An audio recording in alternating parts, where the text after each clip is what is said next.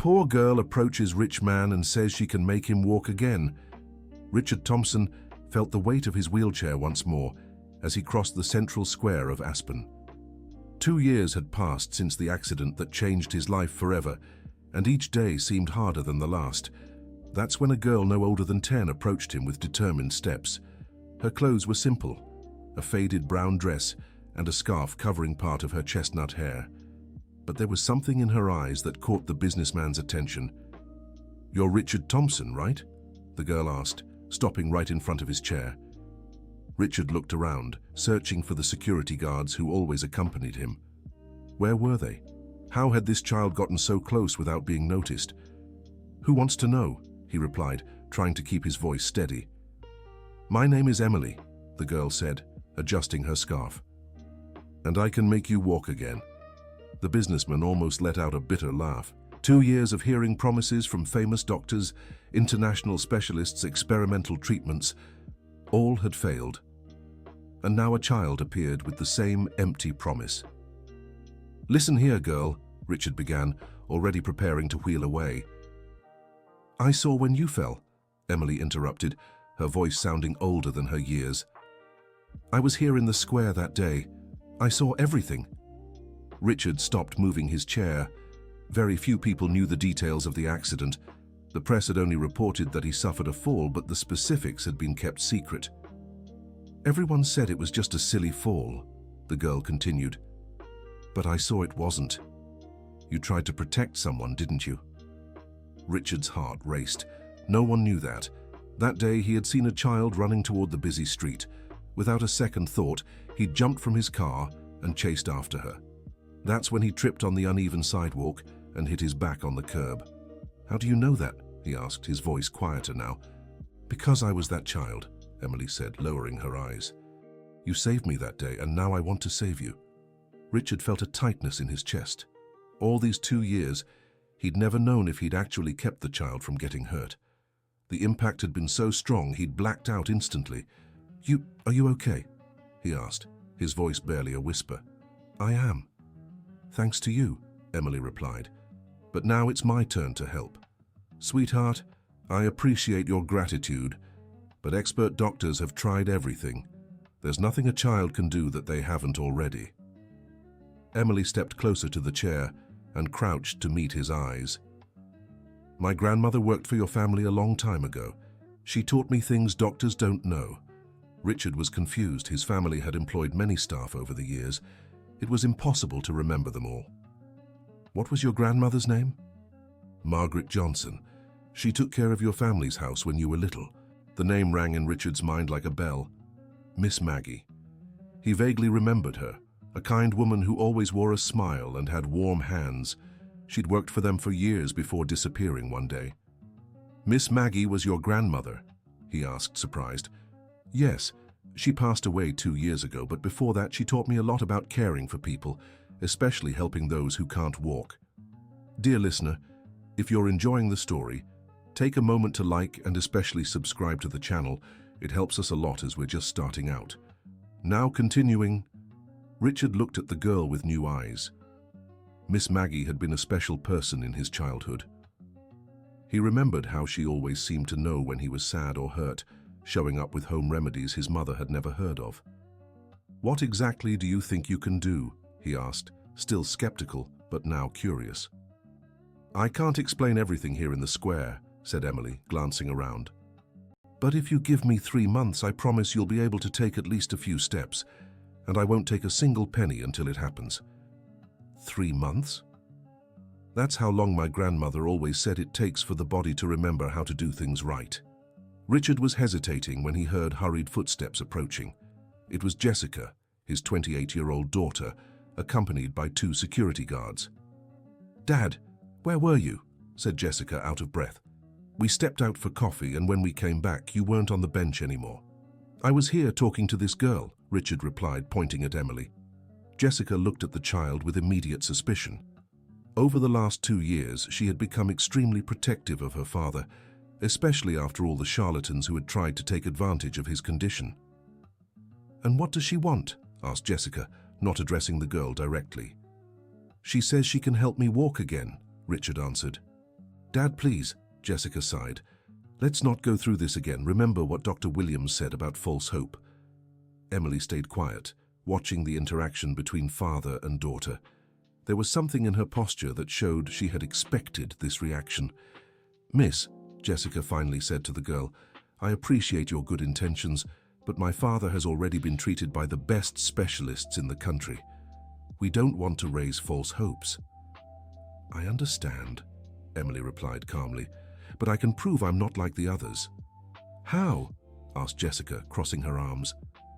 Let me show you something only I know about your father, the girl said, looking straight at Richard. You still feel tingling in your left foot sometimes, especially when you're nervous or worried, but you've never told anyone because you're afraid it's just your imagination. Richard froze. That was exactly what had been happening to him for weeks. Little tingling sensations that came and went, mostly when he was stressed. He had considered telling his doctor, but always convinced himself it was nothing. How do you know that? He asked, his voice barely audible. Because my grandmother taught me to see the signs the body gives when it's trying to heal, Emily replied, and you have those signs. Jessica looked back and forth between them, clearly unsettled. Dad, she could have heard that from anyone. Let's go home. Wait, Jessica, Richard said, raising his hand. Girl, if you really think you can help, what do you need from me? Just for you to come to this square every day for an hour, same time, same place, and to be patient with me. And in return, in 3 months, you'll be able to get up from that chair and take a few steps. If I fail, I'll never bother you again. Jessica was about to protest when Richard cut her off. All right, we'll try. Dad, Jessica, it's 3 months. What do I have to lose? He said, looking at his daughter. Besides, it's just an hour a day. Emily smiled for the first time since she'd approached them. Thank you, Mr. Thompson. You won't regret it. When do we start? He asked. Tomorrow, 5 o'clock, right here on this bench, she said, pointing to where they stood. And what should I bring? Just yourself and an open mind. Jessica shook her head, clearly unhappy, but said nothing more. The guards remained silent, waiting for orders. Until tomorrow then, said Richard. Emily waved and began to walk away, but stopped and turned back. Mr. Thompson, your grandmother, your mother, does she still have that wooden box with the little remedies my grandmother used to make for her? Richard was surprised once again. His mother, who had passed away the year before, did indeed have such a box. He had found it among her belongings after her departure, filled with small jars of dried herbs and handwritten notes. How do you know about that? Because it was my grandmother who made those remedies. She always said that one day I might need them to help someone special from the Thompson family. With those words, Emily walked away, leaving Richard and Jessica in silence in the square. The businessman watched the girl until she disappeared among the people on the main street. Dad, I have a bad feeling about this, Jessica said as they finally headed to the car. Why? She knows too much. It could be some kind of elaborate scam. Jessica, she's a child. Exactly. They could be using her. Have you thought about that? Richard didn't answer right away. The truth was, he was also puzzled by the girl's knowledge, but there was something in her eyes, a sincerity he couldn't ignore. Let's see what happens, he finally said. 3 months will pass quickly. That evening during dinner, Richard told his wife Karen about the encounter in the square. Her reaction was even more negative than Jessica's. Richard, you must be joking, Karen said, dropping her fork onto the plate. A street kid shows up out of nowhere and you just believe her. She's not a street kid. She's Miss Maggie's granddaughter. And who says that's true? Anyone could make up a story like that. Karen got up from the table and began pacing back and forth in the dining room. Richard watched her, noticing how much more agitated she seemed than usual. Since when do you care so much about my treatments? He asked. What do you mean? Of course I care. I'm your wife. For the past 2 years you barely asked about my doctor's appointments. Karen stopped pacing and stared at him. That's not true. It is. And now, when someone offers help, you're desperate to stop me from trying. Because it's obviously a scam. Why can't you see that? Jessica, who had remained silent until then, decided to intervene. Maybe we should look into this girl a bit before deciding anything. Good idea, Karen quickly agreed. We can hire someone to find out who she really is. Richard sighed. Part of him understood their concern, but another part was tired of living without any hope. Do what you want, he said, but I'm meeting with her tomorrow no matter what. Dad. Jessica, it's been 2 years since I felt anything in my legs. 2 years without being able to stand. If there's even the slightest chance this girl can help me, I'm going to try. Karen sat back down, but didn't touch her food again. And what if it is a scam? What if she's trying to get close to you for money? Then I'll find out in 3 months. It's not much time to figure out if someone's trying to deceive me. After dinner, Richard went to his office on the ground floor of the mansion. It was the only room in the house that had been fully adapted for his needs since the accident. There he could still work and manage his business. But that night, instead of focusing on financial reports, he couldn't stop thinking about the girl. There was something familiar about her, something that went beyond the connection to Miss Maggie. He remembered when he was a child, and Miss Maggie took care of him when he was sick. She had a special way of looking at people, as if she could see right through them. Emily had the same gaze. Richard opened a drawer and pulled out an old family photo. It was from about 30 years ago, when he was just 15. In the background of the photo, almost imperceptible, was Miss Maggie arranging flowers in a vase. As he looked at the photo, he remembered more details about the former employee. She truly seemed to have special knowledge about herbs and home remedies. His mother always turned to her when doctors couldn't resolve a health issue in the family. Why had she been let go? Richard tried to remember, but he'd been too young at the time. He only knew that one day she simply wasn't there anymore, and when he asked his mother, the answer was vague. The next morning, Richard woke up feeling a positive kind of anxiety for the first time in a long while. It was strange to have something to look forward to, something that wasn't just another hopeless doctor's appointment. During breakfast, Karen barely spoke to him.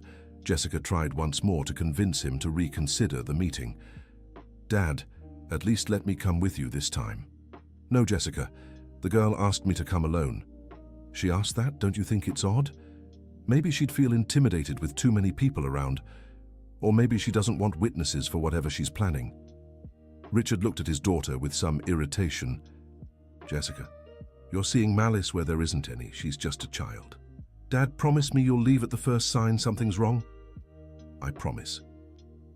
At 5 in the afternoon, Richard was at the square, sitting on the same bench where he'd met Emily the day before. She arrived right on time, carrying a worn cloth bag. Good afternoon, Mr. Richard, she said, approaching with a shy smile. Good afternoon, Emily. Punctual, just as you promised. My grandmother always said punctuality is a sign of respect. She sat on the bench beside his wheelchair and placed the bag on the ground between them. So, how do we begin? Richard asked. First, you need to tell me about the tingling in your left foot. What do you mean? When did it start? What does it feel like? When does it happen? Richard hesitated. Talking about it would make the sensation more real, and he was still afraid it might just be his imagination. It started about 3 weeks ago, he finally said. It's a strange feeling, like my foot is waking up after being asleep. And when does it happen most? When I'm nervous or worried, sometimes when I'm deep in work. Emily nodded, as if this confirmed something she already knew. That's a very good sign, Mr. Richard. It means the nerves are trying to reconnect. The doctors said that was impossible. Doctors know a lot, but they don't know everything, she said, opening the bag. My grandmother always said the body has its own wisdom. From inside the bag, she pulled out a small bottle of dark liquid and some dried herbs wrapped in paper. What's this? Richard asked. Oil my grandmother made from medicinal plants. It helps improve circulation and wake up sleeping nerves. Richard eyed the bottle warily. How do I know this is safe? Because it's the same oil my grandmother used for your family 30 years ago. You never had any problems with her remedies, did you? It was true. Richard remembered that Miss Maggie had always taken good care of everyone, and there had never been any issues with her treatments. What do I need to do? Nothing for now. Today we'll just talk. Talk about what? About good things. Happy memories from when you could still walk. Richard was confused. Why? Because the body needs to remember what it felt like to be well. When we spend too much time thinking only about what's wrong, we forget how it was when things were right. During the next hour, Emily asked Richard about his childhood, the places he liked to go, and the physical activities he missed the most. She listened with full attention, making comments that showed she was truly engaged. You mentioned you enjoyed running on the beach. What did that feel like? It was freeing, Richard answered, surprised by how clearly he could remember. The soft sand under my feet, the wind on my face, the feeling that I could run forever. Can you feel it now just by remembering? Richard closed his eyes and tried to focus on the memory. To his surprise, he could almost feel the sand between his toes. Can you recall the smell of the ocean? I can, he said, eyes still closed. And the sound of the waves? That too. Very good. Now open your eyes slowly. When Richard opened his eyes, he felt something different. He couldn't quite explain it, but it was as if a part of him that had been asleep for a long time had stirred slightly. How do you feel? Emily asked. Different. I'm not sure how to describe it. That's normal. Next time we'll try an exercise with the oil. And what's the next step? You'll go home and before bed imagine yourself walking through your house, but very slowly, paying attention to each step, each movement. That's all? That's all for today. Remember, it's a 3-month process. We can't rush. Dear listener, if you're enjoying the story, don't forget to like and especially subscribe to the channel. It really helps us newcomers. Now continuing. When Richard got home, Jessica was waiting in the living room, clearly eager to hear how the session had gone. How was it, Dad? It was different than I expected. Different how? She didn't do anything extraordinary. We just talked. What about old memories? What it was like when I could still walk? Jessica visibly relaxed. Thank goodness. For a moment I thought she might try something strange. She gave me this, Richard said, showing her the bottle of oil. What is it? A medicinal oil with herbs. She says she'll use it in the next session. Jessica took the bottle and examined it. Dad, you're not putting this on your skin without knowing what's in it, are you? She said it's the same oil her grandmother used for our family before. Even so, let's have it tested at a lab first. Jessica. Dad, please. It's just to make sure there's nothing harmful. Richard sighed but agreed. Maybe it was wiser. That night before bed, he decided to follow Emily's instructions. He lay down, closed his eyes, and tried to imagine walking through the house. At first it was hard. His mind kept reminding him he couldn't walk. But slowly he focused on the image. He pictured himself getting out of bed, placing his feet on the floor, feeling the soft rug beneath them. To his surprise, for a few seconds, he could almost physically feel the sensation of standing. It felt so real that he suddenly opened his eyes, half expecting to be standing by the bed. Of course, he was still lying down, but the sensation had been incredibly vivid. More importantly, for those few seconds, he had completely forgotten he couldn't walk. The next day, Karen called Richard into her office for a private talk. Richard, I've been thinking about this girl. And? I think we should consult Dr. Williams before continuing. Dr. Williams was the neurologist who had treated Richard since the accident, a skilled professional, but one who had made it clear that recovery was nearly impossible. Why? To see if these exercises she's having you do could be harmful. Karen, yesterday we only talked. There was no physical exercise. Even so, I'd rather be safe than sorry. Richard looked at his wife carefully. There was something in her insistence that didn't seem entirely honest. Why are you so worried about this? Because I care about you, obviously. For the past 2 years, you've barely shown interest in my treatments. Now suddenly, you're super involved. Karen looked away. That's not true. Yes, it is, Karen, and you know it. An awkward silence fell between them. Richard took the opportunity to observe his wife more closely. They'd been married nearly 30 years, but for the past 2, she'd become a stranger to him. Is there something you're not telling me? He asked. Of course not. Why would you ask that? Because you've been acting strange ever since I mentioned Emily. I'm not acting strange. I'm being cautious.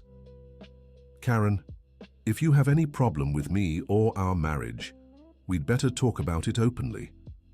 She stared at him for a moment, as if weighing whether to say something important, but then she shook her head. There's nothing to talk about. I just want you to be careful. That afternoon, Richard went to meet Emily in the square again. This time she brought a small towel in addition to the bag. How was the imagination exercise? She asked as soon as she sat down. It was strange. For a few moments I almost felt like I was really walking. That's great. It means your mind still remembers how it feels. And now? Today we'll use the oil. But first, I need to ask you something. What? You had the oil tested, right? Richard was surprised by the question. How did you know? Because any smart person would do that. What were the results? They're not ready yet. That's okay, we can wait. Meanwhile, I'll teach you another exercise. Emily took the towel and spread it on the ground beside the bench. What are you going to do? I'll show you the points I need to massage when we use the oil. That way you can see exactly what I'll be doing. She pulled an old cloth doll from her bag and placed it on the towel. This was my doll when I was little. I'll show you the important circulation points on her. For the next 40 minutes, Emily explained in detail each point she intended to massage, why each was important, and how the technique worked. Richard was impressed by her knowledge. Did your grandmother really teach you all this? She said I had a gift for caring for people. She started teaching me when I was 5. And your parents? Where are they? Emily's face grew slightly sad. My father left when I was a baby. My mother, she got sick when I was 7 and couldn't take care of me and my siblings anymore. Siblings? I have 3 younger siblings. Jack is 8, Amy is 6, and Peter is 4. And who takes care of you? I take care of them. My grandmother taught me before she passed. Richard felt a pang in his heart. A 10-year-old girl caring for 3 younger children alone. Where do you live? In a small house in Pine Creek. Miss Betty, our neighbor, helps when I need to go out. How do you manage? I do odd jobs. I help people with home remedies, care for some elderly folks in the neighborhood, clean some houses. Richard was silent for a moment, processing this information. The girl's situation was much harder than he'd imagined. Emily, why do you want to help me? You already have so many responsibilities. Because you saved me that day, and because my grandmother always said that when you help someone from the heart, somehow it comes back to you. But you could be asking for money in return for your help. My grandmother taught me that some things shouldn't be charged for before they happen. If it works, the person pays what they think is fair. If it doesn't, at least we tried to do good. The girl's simplicity and sincerity deeply moved Richard.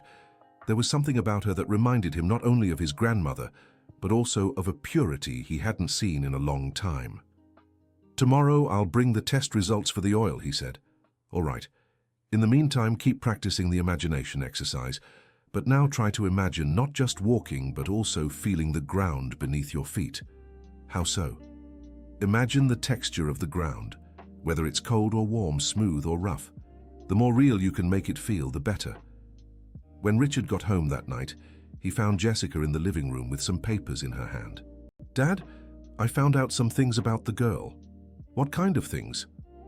Her full name is Emily Johnson Smith. She really does live in Pine Creek with 3 younger siblings. Her grandmother was Margaret Johnson, who actually worked here in our house many years ago. So she was telling the truth. About that, yes, but there are other things you should know. What? Her mother isn't just sick. She's been in a rehab clinic for addicts for 3 years. Richard felt a knot in his stomach. The girl had left out that part of the story, or maybe she didn't know how to explain it. And the father? He disappeared when she was just a baby, never came back. How does she manage to take care of her siblings alone? Apparently the neighbor helps a lot, and she really does work cleaning houses and caring for elderly people. Some folks in the neighborhood confirmed she knows about medicinal plants. Does that change anything for you? Jessica hesitated before answering. Actually, it makes me feel bad for doubting her so much. A girl going through all that and still wanting to help someone. Exactly. But Dad, the test results for the oil came back. And? It's completely natural. Just vegetable oils and plant extracts, nothing dangerous. Then tomorrow we'll start the real exercises. The next morning, before heading to the square, Richard decided to make a stop in Pine Creek. He wanted to understand Emily's situation better. Pine Creek was a humble but tidy neighborhood. The houses were small but well kept. Richard easily found the house Jessica had described, a simple two-bedroom with a small front yard. He was observing the house when an elderly woman approached. "Are you looking for someone?" "I'm Richard Thompson. I'm trying to learn more about Emily." "Oh, you're the man Emily's helping," the woman said, smiling. "I'm Betty, her neighbor. Can you tell me a bit about the children's situation?" "Poor things. Emily does the impossible to take care of her siblings. She's a very special girl, you know. I've never seen someone so young with so much responsibility. And their mother. Oh, it's so sad. Donna was a good woman, but she started using drugs after her husband left. Emily was still little when everything fell apart. How do they get by?" "Emily's very clever. She learned a lot from her grandmother before she passed. Makes remedies for folks in the neighborhood, takes care of some elderly people, cleans a few houses, and I help where I can." "Do the children go to school?" "They do. Emily insists on it. She can't go herself anymore because she has to work, but her siblings go every day." Richard was deeply moved by what he heard. The girl had sacrificed her own education to make sure her siblings could study. "Miss Betty, can I ask you something? Has Emily ever tried helping others with physical problems like mine?" "Oh yes, there's George who had terrible back pain. Emily helped him with massages and herbal teas. He's doing much better now. And there's Miss Eleanor who was having trouble walking after a fall. Emily took care of her too." "Did it work?" "It did. Miss Eleanor is walking normally again. Everyone in the neighborhood respects Emily deeply because of her knowledge." Richard said goodbye to Miss Betty and headed to the square with a lighter heart. Now he was certain Emily was genuine in her intentions. When he arrived at the square, she was already waiting with her bag and a towel.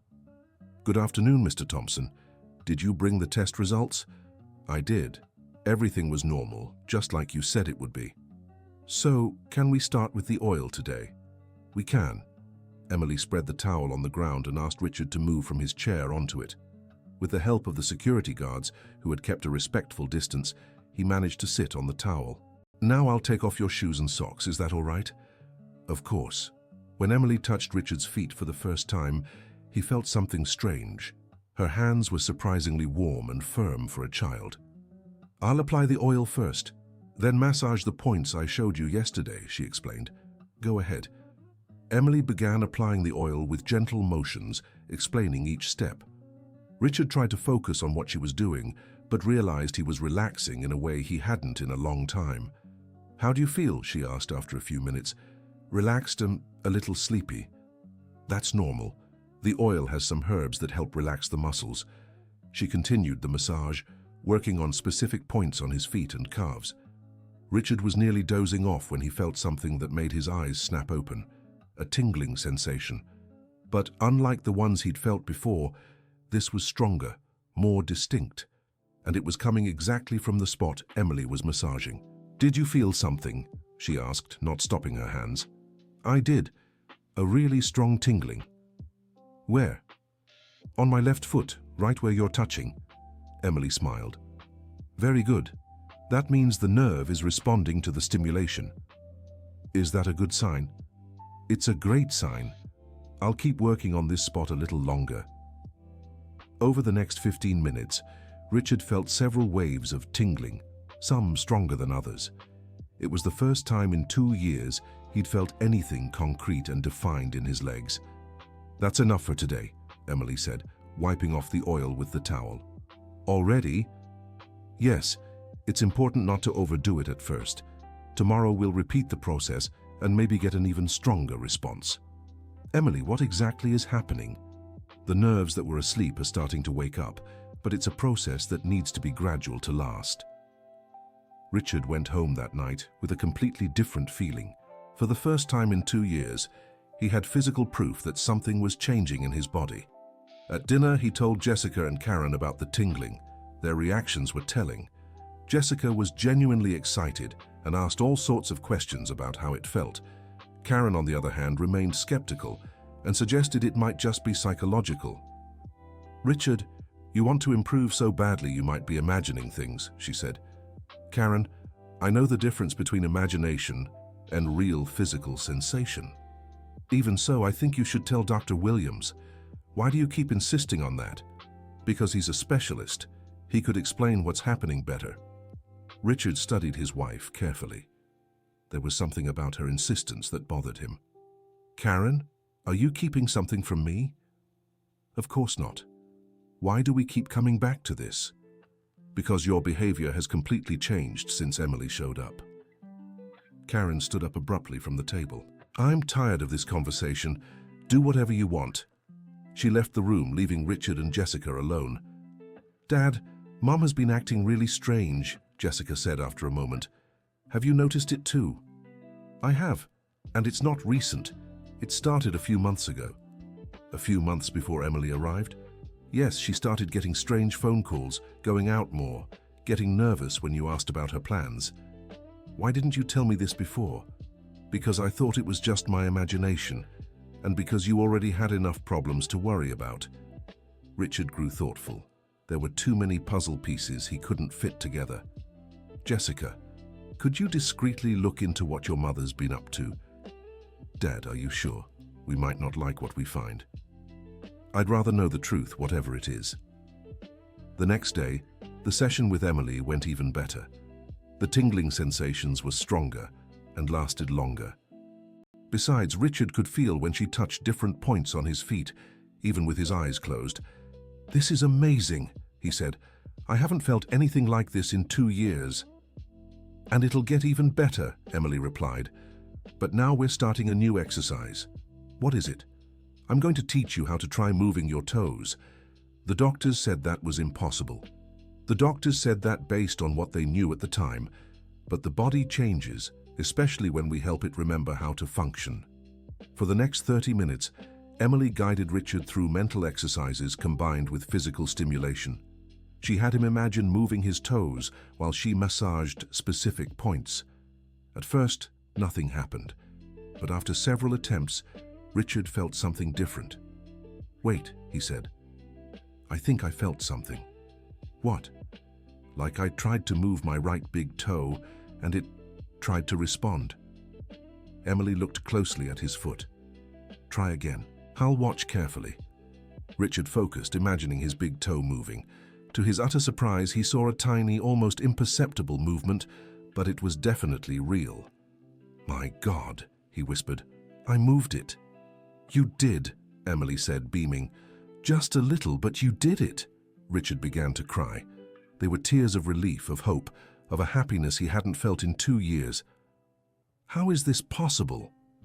"Because you never completely gave up. Deep down, your body always knew it could get better. It just needed someone to help it remember how." Dear listener, if you're enjoying the story, don't forget to like and especially subscribe to the channel. It helps us a lot as we're just starting out. Now, back to the story. That night, Richard was so excited he could barely sleep. For the first time in 2 years, he had concrete proof that his condition could improve. At breakfast, he told Jessica about moving his toe. His daughter was just as thrilled. "Dad, that's incredible. You have to call Dr. Williams and tell him." "I will, but after today's session, I want to see if I can do it again." Karen, who had been listening, showed no joy at the news. In fact, she seemed even more tense. "Richard, are you sure you actually moved your toe? Couldn't it have just been an involuntary spasm?" "Karen, I know the difference between a voluntary movement and a spasm. Even so, I think you should be more cautious with your hopes." "Why do you always try to lower my expectations?" "I'm not trying to lower anything. I'm trying to protect you from possible disappointment." "Protect me from what? What exactly are you afraid of?" Karen didn't answer and left the kitchen without finishing her coffee. Jessica and Richard stared at each other. "Dad, I found out some things about Mom." Jessica said quietly.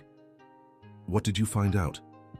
She's been meeting regularly with Dr. Williams outside his office, and not to discuss her treatment. What do you mean? I managed to talk to Dr. Williams' secretary. Apparently, Mum has had several meetings with him to discuss your mental capacity. Richard felt his blood run cold. My mental capacity. She's trying to convince Dr. Williams that you're not mentally fit to make your own decisions. Why? I don't know yet, but I have a suspicion. What? I think she wants you declared incompetent so she can take full control of your business and your fortune. Richard stayed silent for several minutes, processing this. Many things started making sense. Karen's resistance to Emily's treatment, her insistence that he see Dr. Williams, her nervousness whenever he showed signs of improvement. How long have you suspected this? A few weeks, but I wasn't sure until I got this information. What else did you find out? She hired a lawyer specializing in estate law, and she's been meeting with him too. Richard felt a mix of anger and sadness. The woman he'd lived with for 30 years was plotting against him behind his back. Jessica, are you sure about this? Unfortunately, yes. I got copies of some documents. What kind of documents? Preliminary psychological reports about you, medical opinions on your condition, and a petition for guardianship she hasn't filed yet. A guardianship petition? Yes. Claiming you're no longer fit to manage your own affairs due to the psychological trauma from the accident. Richard got up from the table and began wheeling back and forth across the kitchen. His mind was racing. What's she waiting for to file it? Apparently, more evidence that you're making irrational decisions. Like accepting treatment from Emily. Exactly. She wants to use that as proof you're desperate and vulnerable to frauds. That's why she kept insisting I stop the treatment. Yes, and why she wants you to tell Dr. Williams everything. She's already convinced him any improvement you feel is just psychological. Richard stopped moving and looked at his daughter. Jessica, what do you think we should do? First, don't tell Mom anything about your progress with Emily. Second, keep up the treatment but document everything carefully. And third, maybe it's time to talk to our own lawyer. You're right, but let's take it one step at a time. For now, the important thing is to keep improving with Emily's help. That afternoon, when Richard met Emily in the square, he was more determined than ever. He told her about the family troubles, but didn't go into specifics about Karen's intentions. Mr. Thompson, the important thing is not to let these worries interfere with your progress, she said. How so? When the mind is too preoccupied with problems, the body can't focus on healing. It's like all the energy goes to worrying, leaving nothing for recovery. What can I do? Whenever you come here for our session, try to leave all your troubles outside. For this 1 hour, focus only on getting better. Easier said than done. I know, but my grandmother always said we have to protect the good moments from the bad ones. During that day's session, Richard managed to move his big toe again, this time with more control. He also began feeling sensations in his other toes. This is progressing faster than I expected, said Emily. Is that good or bad? It's great. It means your body was really waiting for a chance to improve. What will we do in the next session? We'll try ankle exercises. If you can move your toes, maybe you can move your whole foot. And after that? Then who knows, we might try to get you standing. The mere idea of standing made Richard feel an indescribable emotion. It was a dream he had long given up on. Emily, can I ask you something personal? Of course. How do you stay so positive, being so young with so much responsibility? My grandmother taught me that life always has two sides, suffering and joy. She said we can choose which one to focus on. And you choose joy. I choose to see both but focus on joy, because when we only see suffering, we forget things can get better. Your grandmother was a very wise woman. She was. And she taught me that helping others is a way to spread more joy in the world. Richard was amazed by the girl's maturity. At just 10 years old, she showed wisdom many adults never develop. Can I ask one more question? Of course.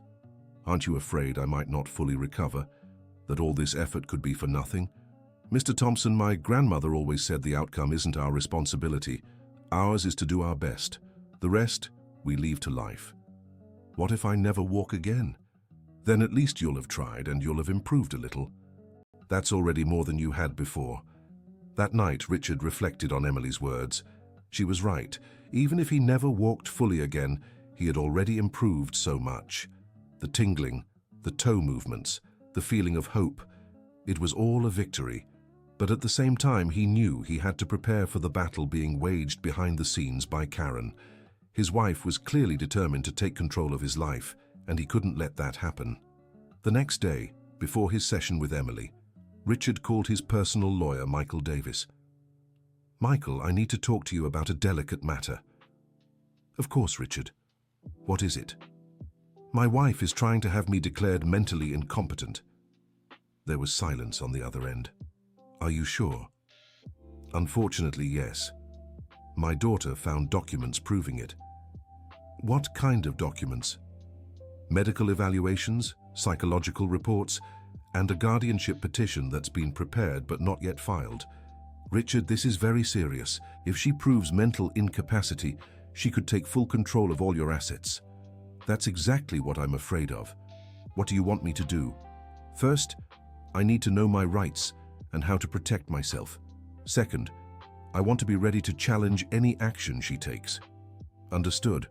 I'll prepare all the necessary documents, but Richard, you'll need independent medical evaluations to prove your mental capacity." "I can arrange that." "And you'll need evidence of rational, coherent decision-making." "Like what?" "Document all your activities, financial decisions, medical treatments, anything proving you're mentally sound and capable." "Got it." "One last thing. Don't let your wife know you've discovered her plans. It might push her to act faster." When Richard arrived at the square to meet Emily, his mind was torn between his legal troubles and his anticipation for the session. But as soon as he saw the girl waiting with her gentle smile, he managed to focus on what truly mattered. "How are you feeling today, Mr. Thompson?" she asked. "A little worried, but excited for our session." "Great, because today we're trying something new." "What?" "Ankle movement." During the first part of the session, Emily repeated the exercises from previous days. Richard managed to move all his toes more easily and for longer. "Now let's move to the next step," she said. "I want you to imagine moving your foot up and down, like you're pressing a car's accelerator." "Just imagine." "At first, yes. Then I'll start stimulating the points that control that movement." Richard closed his eyes and focused on the image of moving his foot. He tried to remember what it felt like to flex his ankle. "Now I'll begin the massage," Emily said. As she worked on specific points along his calf and ankle, Richard kept concentrating on the imaginary movement. After a few minutes, he felt something different. "Wait," he said. "I felt something strange." "Where?" "In my left ankle, like it tried to move." "Try again, but this time hold on to that feeling." Richard focused intensely, and then it happened. A small but clearly visible movement of his left ankle. "I did it!" he shouted, unable to contain his excitement. "You did!" Emily replied, just as thrilled. Richard tried again and managed to repeat the movement. It was minimal, but it was real and intentional. "Emily, this is unbelievable. How is it possible?" "Because the nerves are relearning how to communicate with the muscles. It's like pathways that were blocked are now opening up." "How long until I can make bigger movements?" "I'm not sure. Everyone progresses at their own pace. But if you keep improving like this, maybe in a few weeks you'll manage wider motions." "And walking? Is that still possible?" "Mr. Thompson, if you can move your feet and ankles, I don't see why you couldn't walk. Maybe not like before, but some movement is possible." Richard returned home that afternoon with his heart overflowing with hope. For the first time in 2 years, walking again seemed like a real possibility. But his joy was tempered by the reality of his family troubles. During dinner, Karen asked several seemingly casual questions about how he was feeling, whether he'd had any strange thoughts, or if he could concentrate on work. "Why all these questions, Karen?" he asked. "I just want to make sure you're okay. You've seemed different lately." "Different how?" "More restless, more emotional. Maybe it's time to talk to Dr. Williams about it. I'm emotional because I'm making progress in therapy. It's natural to feel excited when things start improving. Richard, are you sure you're really getting better? Couldn't it just be in your head? Karen, I can move my toes and my ankle. That's not just in my head. You can move them? She asked, with an expression Richard couldn't decipher. I can. Want to see? Of course. Richard focused and managed a slight movement of his left ankle. It was small but visible. Karen watched with a strange expression, not joy or relief, but something closer to concern or even irritation. It's a very small movement, she finally said. Small but real, and it's improving every day. Even so, I think you should talk to Dr. Williams. He needs to know about these changes. Why do you keep insisting on this? Because he's your doctor. He needs to monitor his condition. Richard looked at his wife with growing suspicion. Now that he knew about her plans, every word she spoke took on a different meaning. All right, Karen. I'll call Dr. Williams tomorrow. Good. I'm sure he'll want to examine you in person. That night, before bed, Richard called Jessica. Jessica, your mother pressured me into scheduling an appointment with Dr. Williams. Dad, this could be a trap. If she's already talked to him about your mental capacity, this appointment might be used against you. What do you suggest? That you get a second opinion from another doctor first, someone who hasn't been influenced by Mum. Good idea. Do you know any reliable neurologists? I do, Dr. Jennifer Miller. She's considered one of the best in the state and has no connection to Dr. Williams. Can you schedule an appointment with her this week? I can. And Dad, I suggest asking Emily to write a detailed report about your progress. It could be useful as evidence. Excellent idea. The next day, when Richard met Emily in the square, he told her about the need for the medical report. Of course, I can write down everything I've observed and all the exercises we've done, she said. And can you make it clear that the movements are real and voluntary? I can. In fact, I've been recording some of your sessions on my phone to track progress. I can show the videos as proof. You recorded them? Why? My grandmother always said it was important to document progress so you can see how much someone has improved. Sometimes we don't notice the small day-to-day changes. Can I see the videos? Of course. Emily pulled an old phone from her bag and showed Richard several short clips. In them, the progression of his movements was clear, from the first tingling sensations to the current ankle movements. This is perfect, Emily. This documentation could be very important. For what? Richard hesitated. He didn't want to involve the girl in family troubles, but she might need to know she could be called to testify about his progress. I might need to prove that I'm really improving. Who would ask for that? Maybe some doctors who want to be sure the treatment is working. That's fine. I'm ready to talk about everything I've observed. During that day's session, Richard managed to move both ankles and felt sensations in parts of his legs he hadn't felt in 2 years. The progress was faster than anyone had imagined. Mr. Thompson, I want to try something new today, Emily said at the end of the session. What? I want to see if you can feel when I touch different parts of your leg. Go ahead. Emily started touching points on his feet and gradually moved up his legs. To both their surprise, Richard could feel and correctly identify most of the touches, even on parts of his thighs. This is amazing, he said. I haven't felt anything in my thighs for 2 years. And that means recovery is happening faster than we expected. How long do you think it'll take before I can stand? If you keep this pace, maybe 2 or 3 weeks. And walking, taking a few steps, maybe in a month. Richard could hardly believe what he was hearing. 1 month to walk again, even partially, was far beyond any expectation he'd had. Emily, if this really happens, how can I repay your help? You already have. How? By giving me the chance to help. My grandmother always said that when you use your gifts for good, it feeds your soul. But you need practical help too, with your siblings, the house. If you want to help with something, I won't say no, but only after you can walk. Why?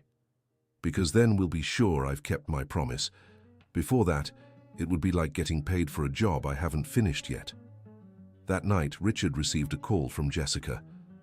Dad, I managed to schedule an appointment with Dr. Jennifer Miller for tomorrow afternoon. Great. And Dr. Williams? I booked it for the day after. That way you'll already have a second opinion beforehand. Perfect. Dad, there's something else. I found out more about Mom's plans. What did you find out? She scheduled a meeting with the lawyer for next week. Apparently, she's planning to file the petition for guardianship after your appointment with Dr. Williams. Is she waiting for him to confirm some kind of incapacity? Exactly. And there's more. She's already started transferring some assets into accounts under her name, claiming it's to protect the estate. Richard felt a mix of anger and sadness, 30 years of marriage being destroyed by greed. Jessica, is this legal? In situations where there's suspicion of mental incapacity, certain transfers can be justified as protective measures, but if we can prove you're mentally capable, she could face legal trouble. So our priority is getting medical reports confirming my competence. Exactly, and also documenting all your physical progress with Emily. The next day, the appointment with Dr. Jennifer Miller was a completely different experience from the ones with Dr. Williams. She was thorough, impartial, and clearly impressed by Richard's progress. Mr. Thompson, I'll be honest, what you're describing and demonstrating goes against everything I'd expect for your type of injury. In what way? Your spinal injury should have caused permanent paralysis. The fact that you're regaining movement and sensation is almost inexplicable from a traditional medical standpoint. But it's happening, isn't it? It is. I can see and confirm that you have voluntary movement in your toes and ankles, plus sensation in areas that should be completely numb. And my mental capacity. It's perfect. You're lucid, oriented, with clear reasoning and intact memory. I see no signs of cognitive impairment. Can you document that officially? I can and will. In fact, I'd like to follow your case closely. If you keep progressing like this, it could be a milestone in rehabilitation medicine. What about the treatment I'm doing with the girl? Look, I'm skeptical about unconventional treatments, but I can't deny the results. If it's working, I don't see a reason to stop. Could you include that in the report? I can, I'll document that. Regardless of the methodology used, you're showing significant improvement, and that the treatment poses no apparent risks. Richard left the appointment with Dr. Jennifer Miller feeling much more confident. Now he had an independent medical opinion confirming both his mental capacity and his physical progress. During his session with Emily that afternoon, he told her about the appointment. The doctor was impressed with your progress, he said. That's good. What did she say about our treatment? That she doesn't understand how it works but can't deny the results. That's normal. Traditional medicine isn't familiar with many of the techniques my grandmother taught me, but what matters is that it works. Emily, today I want to try something more ambitious. What? I want to try standing up. Are you sure? It might be too soon. I want to try, even if it's just for a few seconds. Emily hesitated but finally agreed. All right, but we'll do it very slowly and carefully. She helped Richard position himself on the edge of the bench, with his feet firmly on the ground. Then she held his arms for support. Now try shifting your weight onto your legs very slowly. Richard focused intensely. He imagined himself standing up, remembering the sensation of supporting his own weight. And then, slowly, he began to rise. At first, his legs trembled violently, but he managed to bear part of the weight for a few seconds before needing to sit back down. "I did it!" he said, tears in his eyes. "For a few seconds I stood on my feet."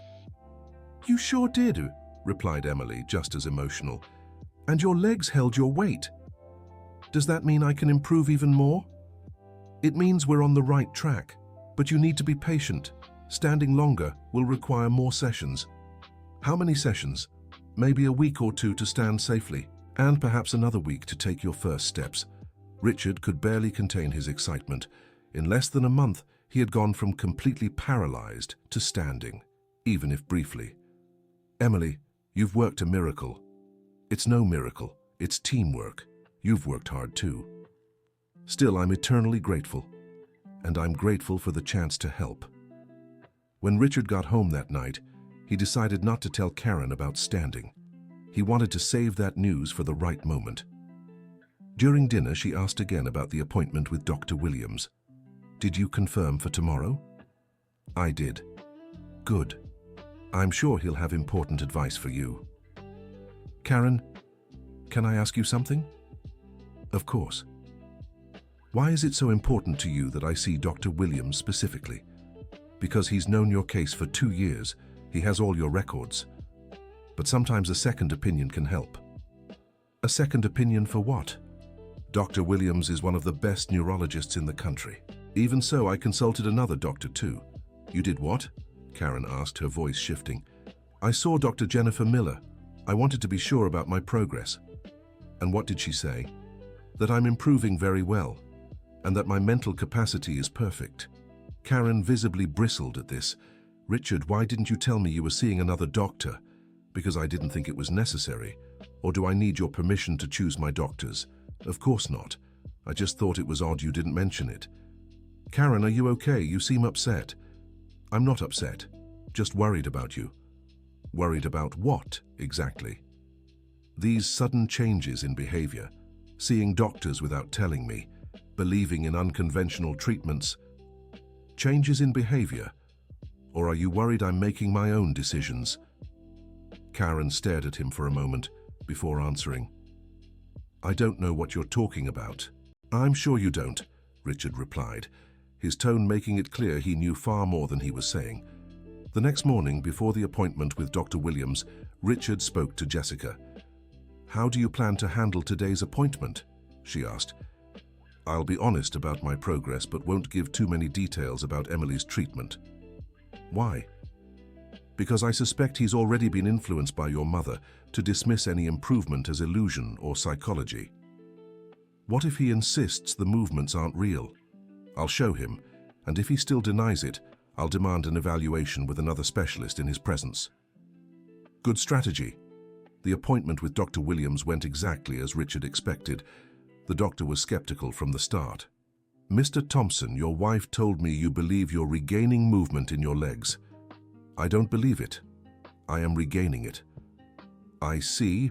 Can you show me these movements?" Richard demonstrated the movements in his toes and ankles. Dr. Richard observed carefully, but his expression remained skeptical. "Mr. Thompson, what I'm seeing could just be involuntary spasms or reflexes, not necessarily voluntary movement." "Doctor, I can control these movements. I can do them when I want and stop when I want." "Even so, given the type of injury you had, recovery of this magnitude is extremely unlikely." "But not impossible?" "Technically not impossible, but so rare that it should be viewed with great skepticism." "And my mental capacity, is it compromised in any way?" Dr. Williams hesitated before answering. "Your basic cognitive function seems intact, but I'm concerned about your tendency to accept unconventional treatments and develop unrealistic expectations about your recovery."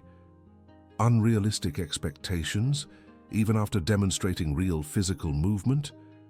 "Mr. Thompson, sometimes desperation can make a person see improvements where they don't truly exist." "Doctor, I consulted another neurologist yesterday, Dr. Jennifer Miller. She confirmed both my mental capacity and my physical improvement." Dr. Williams's expression visibly changed when Richard mentioned the second opinion. "Why did you seek another doctor?" "Because I wanted to be sure about my progress, and because I felt I wasn't being heard properly here. Mr. Thompson, I need to be frank. I'm concerned about some of your recent decisions." "What decisions?" "Accepting treatment from unqualified people, refusing to accept the reality of your condition, developing unrealistic expectations." "Doctor, with all due respect, I believe I'm the one who should evaluate my decisions, unless you think I'm incapable of that." "I'm not questioning your legal capacity, just suggesting it might be beneficial to reconsider some choices." "I see. And I assume you'll document this concern in my records." "I will document our conversation, yes." Richard left the appointment knowing Dr. Howe Williams would likely write a report favorable to Karen's plans, but now he had Dr. Jennifer's report as a counterpoint. That afternoon, during his session with Emily, he managed to stand for almost a full minute. And more importantly, he took 2 small steps before needing to sit down. "Mr. Richard, you took 2 steps," Emily exclaimed. "I know, I can hardly believe it." How do you feel? Like I'm being reborn. For the first time in 2 years, I feel like myself again. And those steps were steady. Your legs supported your weight without trouble. Does that mean I can try walking longer distances? We can try increasing it gradually. Maybe 3 or 4 steps tomorrow. And in a week. If you keep progressing like this, in a week you might be able to walk across the whole square. The thought of walking across the square made Richard emotional. It was the place where everything had begun, where he had been hurt trying to save Emily and where she was now saving him. Emily, there's something I need to tell you. What is it? My family is going through some trouble. It's possible that in the coming weeks, some people may want to talk to you about my treatment. What kind of people? Maybe doctors, maybe lawyers. They'll want to know if my progress is real. And it is real, right? It's completely real, but some people might try to question it. Why? Richard hesitated. How do you explain to a 10-year-old that his wife was trying to steal his fortune? Some people don't want me to get better. But why? Everyone should want people to get better. Not always, Emily. Sometimes people have interests that are hurt when others improve. What kind of interests? Interests about money, about power, about control? Emily grew thoughtful for a moment. Mr. Richard, my grandmother always said that when you're doing good, someone always tries to get in the way. But she also said that good always wins in the end. Your grandmother was very wise. She was. And if anyone wants to talk to me about your treatment, I'll tell them the whole truth, that you've improved a lot and that the movements are real. Thank you, Emily. That could be very important. That evening during dinner, Karen asked about the appointment with Dr. Williams. How did it go with the doctor? It was enlightening. What did he say about your progress? He has doubts about whether the improvements are real. And do you think he's right? No, I know the improvements are real. Richard, sometimes it's hard to accept certain realities. Karen, can I ask you a direct question? Of course. Would you rather I didn't get better? How could you ask such a thing? Of course I want you to improve. Then why do you try to downplay or question every bit of progress I show? I'm not trying to downplay anything. I'm trying to protect you from disappointment. Or are you trying to convince me I'm not capable of making my own decisions? Karen looked visibly uncomfortable with the question. I don't know why you'd think that. Because that's exactly what you've been doing for months. Richard, I think this conversation is getting too heated. Maybe we should talk when you're calmer. I'm perfectly calm and perfectly lucid. No one said you weren't. No? Then why have you been meeting with Dr. Williams to discuss my mental capacity? Karen's face went pale. Who told you that? Does it matter? Is it true or not? I was worried about you. I wanted to make sure you were okay. Karen, I know about the conservatorship petition. She fell completely silent for several seconds. How did you find out? That doesn't matter either. What matters is, I now understand why you don't want me to get better. Richard, that's not it. That's exactly it. You want me declared incompetent so you can control my fortune. You're misinterpreting everything. Am I? Then explain to me what the right interpretation is. Karen got up from the table and started pacing. I was trying to protect you and protect our assets. Protect me from what? From irrational decisions, like believing in that girl, spending money on questionable treatments. Karen, the treatment with Emily hasn't cost me a single cent yet, and it's working. Richard, can't you see you might be getting scammed? The only one trying to scam me here is you. Karen stopped pacing and stared at him. What are you going to do? I'll fight. I'll prove I'm mentally capable and physically improving, and I'll challenge any attempt at conservatorship. And our marriage? Our marriage ended the moment you decided to betray me like this. Richard, Karen, I want you out of the house by tomorrow. Jessica will help you pack. You can't kick me out. This is my house too. Actually, I can. The house is in my name, and as long as I'm considered mentally competent, I decide who lives here. Karen stood still for a moment, clearly weighing her options. This isn't over, she finally said. I know, but at least now I know who my enemy is. The next morning, Karen left the house with a few suitcases, but not before making several threats about what would happen in the coming days. Jessica, who had witnessed the whole situation, sat down with her father to talk. "Dad, now that she knows we've found out, she'll probably speed up her plans. I know. Are we prepared?" "Legally, yes, we have Dr. Jennifer's report. Jennifer, we have documentation of your progress with Emily, and we have evidence of her manipulations. And physically? If I can walk in front of a judge, will that solve everything?" "Pretty much. It's hard to declare someone incompetent who can walk and shows full mental clarity. So our priority is to speed up my progress with Emily." "Exactly. The better you are physically, the stronger our position will be." That afternoon, when Richard told Emily about the developments at home, she grew concerned. "Mr. Thompson, does this mean they'll try to stop our treatment?" "They can try. That's why we need to speed things up." "How so?" "Do you think I could try walking longer distances today?" "I can try, but you have to promise you'll stop if you feel any pain or weakness." "I promise." During that session, Richard managed to walk nearly 10 meters with minimal support from Emily. His steps were still slow and cautious, but they were definitely real steps. "This is amazing, Mr. Thompson.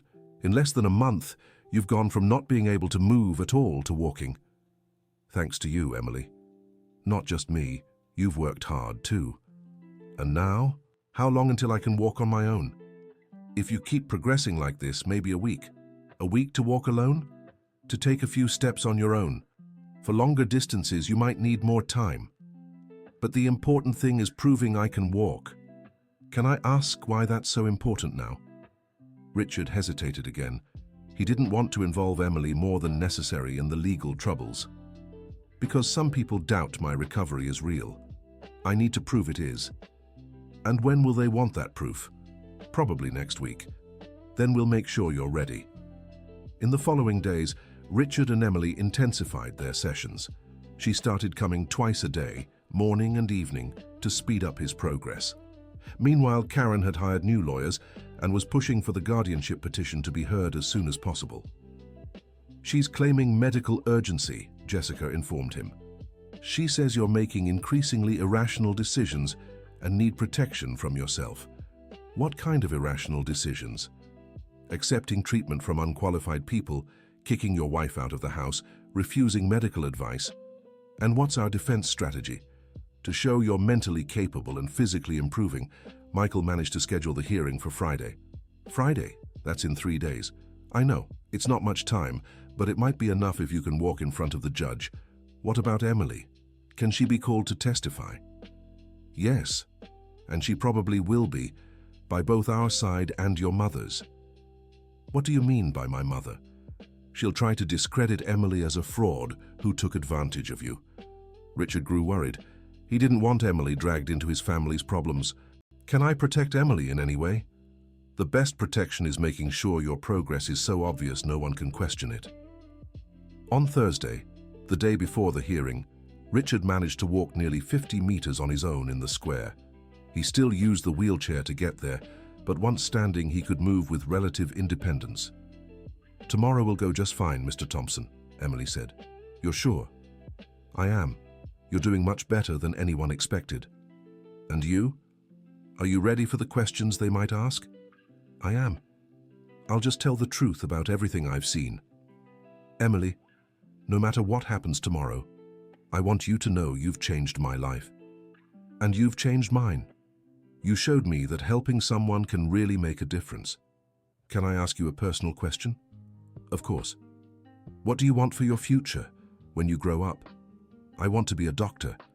I want to learn everything I can about caring for people and combine it with what my grandmother taught me. And your siblings. I want them to study hard and have opportunities I never had. Emily, regardless of tomorrow's outcome, I'll make sure you and your siblings get every opportunity you deserve. Mr. Thompson, you don't have to. It's not about having to, it's about wanting to. You gave me back hope and the ability to walk. It's the least I can do." On Friday morning, Richard woke up nervous but determined. It was the day he would prove to the world he was mentally sound and physically recovered. Jessica accompanied him to the courthouse, along with the lawyer, Michael. On the way, she reassured him about the proceedings. "Dad, the judge will want clear evidence, both of your mental capacity and your physical improvement. I'm prepared for both. And remember, be natural, be direct, and don't let anyone intimidate you." When they arrived at the courthouse, Karen was already there with her lawyers. She avoided looking directly at Richard, but he could see the tension on her face. Dr. Williams was also present, likely as Karen's witness, but to Richard's surprise, Dr. Jennifer Miller had also shown up, called by the defense. "Where's Emily?" Richard asked. "She'll arrive just in time to testify," Michael replied. "We didn't want to expose her to the whole process." The hearing began with the presentation of Karen's petition. Her lawyers argued that Richard was suffering from mental impairment caused by the trauma of the accident and was making irrational decisions that endangered his assets and well-being. Dr. Williams was called as the first witness and confirmed concerns about Richard's judgment. "Your Honor, the patient shows a tendency to accept unconventional treatments and develop unrealistic expectations about his recovery," he said. "Doctor, have you observed concrete signs of cognitive impairment?" the judge asked. "Basic cognitive functions appear intact, but I'm concerned about his critical judgment." Then it was the defense's turn. Michael first called Dr. Jennifer Miller. "Doctor, have you examined Mr. Thompson recently?" "Yes, I conducted a full evaluation last week." "And what was your conclusion about his mental capacity?" "Mr. Thompson shows fully preserved mental capacity. He's oriented, lucid, with clear reasoning and intact judgment." "And his physical condition?" "He's shown significant improvement compared to his initial state. He can voluntarily move his toes and ankles and has demonstrated the ability to stand and take a few steps." "In your medical opinion, are these improvements real?" "They're completely real. I've tested them myself and can confirm they're voluntary movements, not reflexes." Next, Richard testified in his own defense. He answered all questions about his mental capacity clearly, demonstrated detailed knowledge of his business, and rationally explained his recent decisions. "Mr. Thompson, can you tell us about the treatment you're receiving from the girl Emily?" Michael asked. "She's the granddaughter of a former employee of my family. She has knowledge of massage and physical therapy techniques she learned from her grandmother. The treatment is being informally supervised by qualified doctors and is producing concrete results." "What kind of results?" "Regained sensation and movement in my legs, the ability to stand and walk short distances." "Can you demonstrate for the court?" Richard looked at the judge, who nodded in approval. He rose from the wheelchair and, to the surprise of many present, walked to the judge's bench and back without any support. A murmur of astonishment spread through the courtroom. Karen was visibly shocked. "How do you explain this recovery, Mr. Thompson?" asked the judge. "I can't explain it scientifically, Your Honor.